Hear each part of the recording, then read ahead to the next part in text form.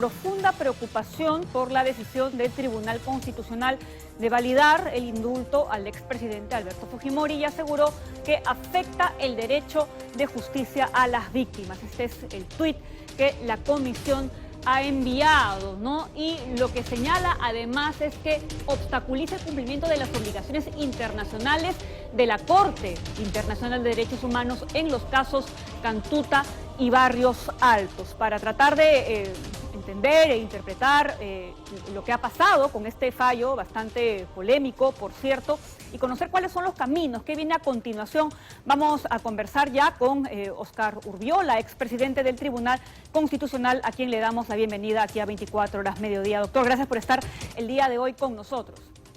Pamela, muy buenas tardes ya. Doctor, es importante empezar con este tuit que acabamos de leer, ¿no? Porque una cosa es la comisión y otra la Corte, ¿no? ¿Cuál es la diferencia para que el público la pueda entender y qué implicancias tiene el hecho de que la comisión esté expresando su preocupación respecto al fallo del tribunal? La comisión es en realidad una especie de primera instancia en la jurisdicción supranacional de la Corte Interamericana de Derechos Humanos, que va a calificar y luego pasará a la Corte Interamericana para que resuelva el caso. Es una primera instancia, es un tamiz que se pasa ante la comisión previamente y luego pasa a la Corte, que es una segunda instancia, de tal manera que también en la jurisdicción supranacional se garantiza la doble instancia.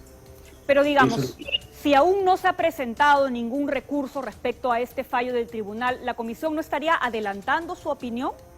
Considero que sí. Creo que esta es en todo caso una actitud de carácter político que se debe evitar en todo órgano jurisdiccional porque puede ser considerado como un adelanto de opinión. ¿Bajo qué elementos de juicio puede la comisión emitir un pronunciamiento de este tipo si no ha visto la resolución del Tribunal Constitucional?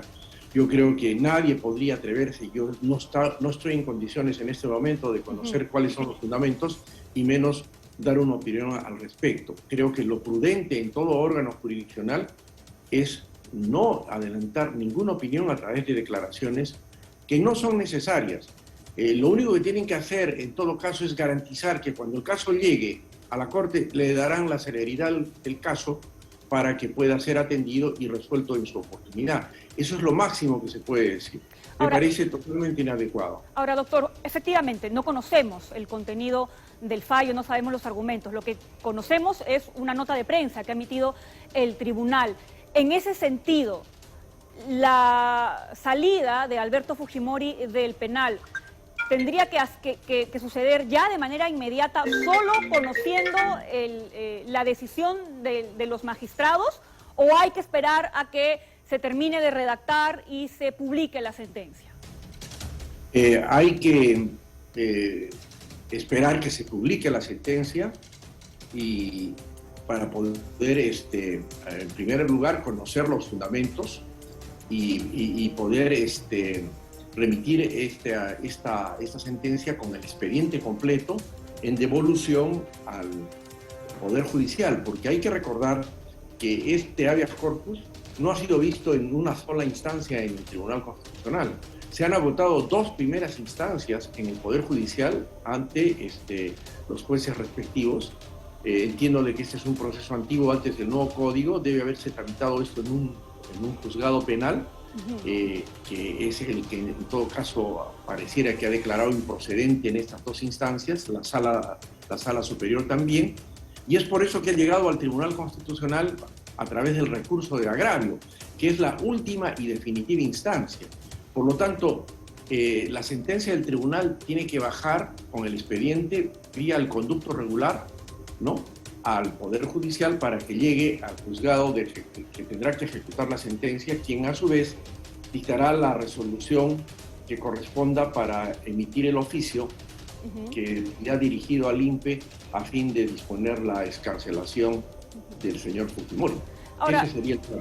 Ahora, doctor, algunos especialistas en derecho constitucional y penal han señalado que lo que el tribunal ha debido hacer es, sí, efectivamente, pronunciarse sobre la resolución judicial, pero no retroceder a la nulidad del indulto, porque eso más bien le correspondería ser revisado nuevamente en el fuero judicial.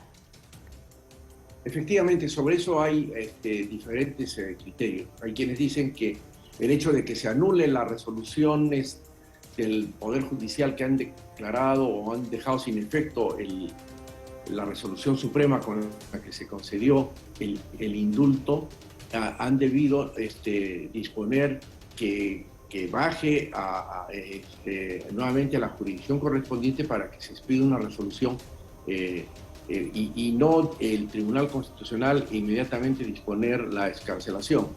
No sabemos en realidad la redacción de la sentencia, ¿no? Estamos hablando sobre posibles escenarios, pero bueno, hay opiniones en ese sentido. Usted tiene buena información en ese sentido, sí, también yo lo he escuchado, y hay gente que opina de que el tribunal no ha debido, si anuló las resoluciones de la Corte, ha debido dejar que se expidan las correspondientes, ¿no?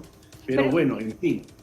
Sí, y en ese sentido, en ese escenario, el señor Fujimori tendría que permanecer todavía en prisión hasta que la Corte Suprema nuevamente vuelva a evaluar si fue legal o no fue legal el indulto, o tendría que recuperar su libertad y esperar un fallo definitivo. No, por las noticias que se han dado y las características, pareciera que el tribunal ha dispuesto la excarcelación inmediata. Y posiblemente esa resolución, en ese sentido, estaría justificada quizás por el estado de salud. Que si el tribunal hubiese reconducido esto a que se dicte una nueva resolución, probablemente todo ese proceso quizás hubiese demandado un buen tiempo. Y seguramente, como han tenido en consideración el estado de salud precario del señor Fujimori, habrían considerado de que mejor era ir al fondo del asunto y disponer la inmediata excarcelación, porque hay que tener en cuenta que la jurisdicción constitucional tiene por objeto no solamente cumplir trámites procesales, sino que estos trámites procesales estén destinados a cumplir los fines para los cuales están establecidos. Que en este caso, el habeas corpus está establecido para garantizar la libertad y no solamente el procedimiento por el procedimiento solamente. Sí. Entonces, esa podría ser una justificación y un razonamiento para que el tribunal haya dispuesto inmediatamente la excarcelación, porque de repente si declara fundada la demanda, dispone la nulidad y ordena que nuevamente se pronuncie, probablemente esa resolución sería pues una especie de sentencia pírrica, en el sentido de que no cumpliría el fin para el cual se habría interpuesto la demanda, que es garantizar en todo caso no solo la libertad, sino la integridad física. La salud, ¿no? En este caso del señor Fujimori. Esa podría ser una razón, Pamela. Ahora, de lo que se habla también es que al ser el indulto humanitario una potestad presidencial, podría el presidente también retirarlo. ¿Es eso posible? No es posible. Y no es posible por el hecho de que en principio el artículo 118 de la Constitución, inciso 21, establece que el presidente tiene la prerrogativa de conceder indulto. No tiene la facultad de revocarlo. Y es más, el Tribunal Constitucional ya en el expediente 3660 del 2010, que es el famoso expediente de Crucillat, estableció en el fundamento 21 que el indulto concedido por el presidente tiene la condición de cosa juzgada y que no es posible que el presidente pueda revertirlo. Eso ya lo dijo el tribunal en esa sentencia, que anuló el indulto que se le concedió al señor Crucillat. Ese es un antecedente que hoy día se tiene que observar, de tal manera que en la actualidad el señor presidente Castillo no podría dictar ninguna resolución, máxime en este caso, que ya no se trata en sí de la resolución suprema, que habría cobrado vigencia por la nulidad de las dos resoluciones judiciales, porque ya de por medio está la sentencia del tribunal, cuya única impugnación puede hacerse a través de los recursos que están pendientes ante la Corte Interamericana. Esa es la única vía, no hay otra. Y justamente esa iba a ser mi siguiente pregunta, ¿no? Porque si ahora todo regresa al 2017, por decirlo de alguna manera, los familiares de las víctimas que se consideran en este momento agraviadas por esta situación tendrían que recorrer el mismo camino que se recorrió desde entonces, es decir, acudir a la Corte, esperar a que ésta se pronuncie y que le ordene, si es que así lo consideran pertinente, pues revisar el indulto a nuestro Poder Judicial. Sí, efectivamente. En este caso, la sentencia del Tribunal Constitucional puede ser impugnada ante la jurisdicción de la Corte Interamericana, que, como le digo, va a la Comisión y luego a la Corte Interamericana. Eso sí, y lo que resuelva la Corte Interamericana es de observancia obligatoria para el Estado peruano. Ahora, doctor, se está cuestionando el contexto y los motivos por los que se dio el indulto en el 2017, bajo los parámetros del 2017, ¿no? En ese entonces se anula, posteriormente, ¿no?, un año después, el indulto, porque se decía que la Junta de los Médicos pues no habían hecho un trabajo imparcial, que había un contexto también político en donde el presidente Pedro Pablo Kuczynski se jugaba la vacancia, ¿no?, y que había sido demasiado rápido, ¿no?, que normalmente estos procesos demoran y que, bueno, en esta oportunidad, en 6 días nomás, se le concedió el indulto. ¿Esos mismos argumentos no operarían en este contexto ahora?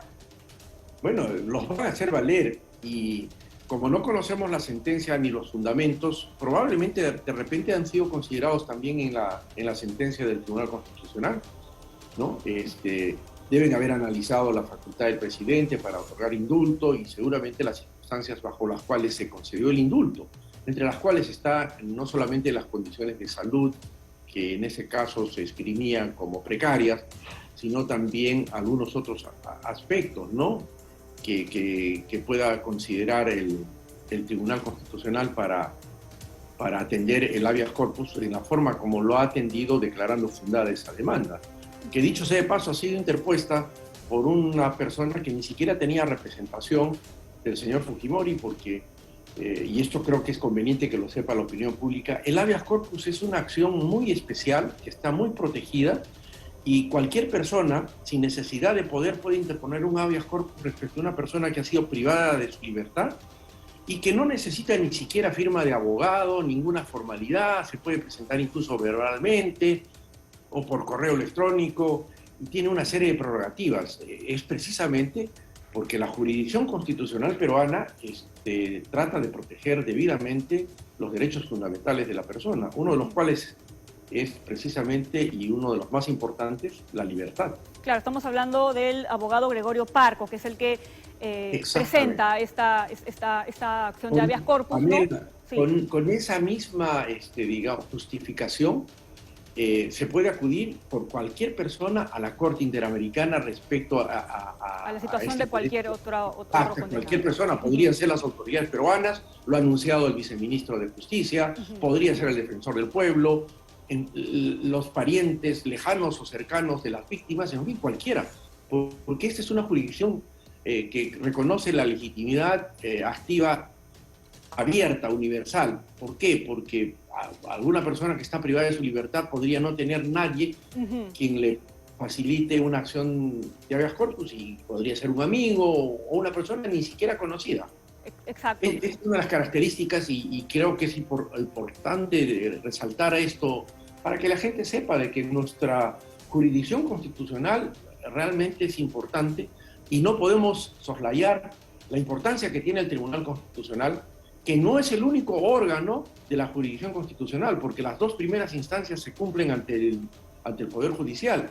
Y esto hace de que las declaraciones del señor Premier Aníbal Torres, en el sentido de que el tribunal debe desaparecer o no tiene ninguna justificación, creo que son totalmente irresponsables, porque no se trata de las personas que integran el tribunal, se trata de una institución importante para el sistema democrático, de una democracia moderna constitucional, como ocurre en las democracias modernas, y que ya tiene una historia consolidada de más de 30 años, que ha consagrado que la Constitución cobre fuerza normativa y que los derechos fundamentales en ella estipulados cobren plena vigencia. Y eso creo que ya la población ha calado hondamente.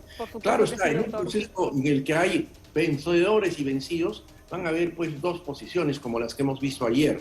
Así es. Pero tenemos que entender que la misma legislación prevé los canales para poder acudir en última y definitiva instancia, en este caso, ante la jurisdicción Así es, suprema. doctor. Le agradecemos muchísimo. Efectivamente, uno puede cuestionar los fallos del tribunal, pero tiene que reconocer la importancia de la existencia de una institución como ella. Gracias nuevamente.